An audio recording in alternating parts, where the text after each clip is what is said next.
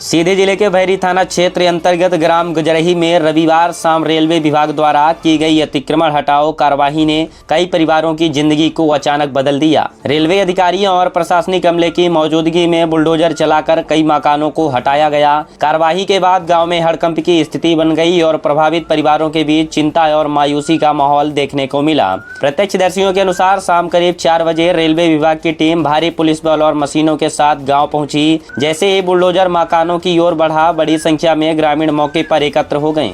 कई लोगों ने कार्यवाही का विरोध करते हुए अधिकारियों से समय देने और वैकल्पिक व्यवस्था की मांग की। कुछ देर तक तनावपूर्ण माहौल भी बना रहा, लेकिन प्रशासनिक निगरानी में कार्यवाही जारी रखी गई। स्थानीय निवासी आशीष यादव ने आरोप लगाया कि उनके परिवार के कुल 6 मकानों को तोड़ दिया गया। उनका कहना है कि कई बार संबंधित कार्यालयों में आवेदन देकर अपनी स्थिति बताई गई थी और समय तक राहत की मांग की गई थी, लेकिन कोई ठोस समाधान नहीं निकला। अन्य प्रभावित परिवारों ने भी इसी तरह की शिकायतें सामने रखी। कार्यवाही के बाद सबसे ज्यादा असर उन गरीब परिवारों पर पड़ा जिनके सिर से अचानक छत छिन गई। टूटे हुए मकानों के मलबे बीच महिलाएं, बुजुर्गों और बच्चे अपने सामान को समेटते नजर आए। कई परिवारों का कहना है कि बारिश का मौसम शुरू हो चुका है और अब उनके सामने रहने की गंभीर समस्या खड़ी हो गई है।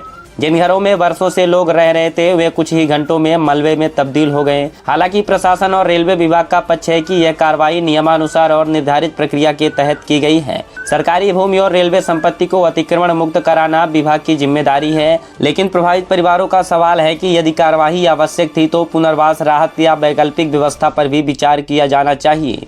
गजरही में हुई यह कार्रवाई अब चर्चा का विषय बन गई है। एक और नियमों का पालन कराने की जिम्मेदारी है तो दूसरी ओर उन गरीबों परिवारों का दर्द भी है जो आज अपने आशियाने के बिना खुले आसमान के नीचे भविष्य की चिंता कर रहे हैं। फिलहाल ग्रामीण प्रशासन से राहत, पुनर्वास और मानवीय सहायता की मांग कर रहे हैं।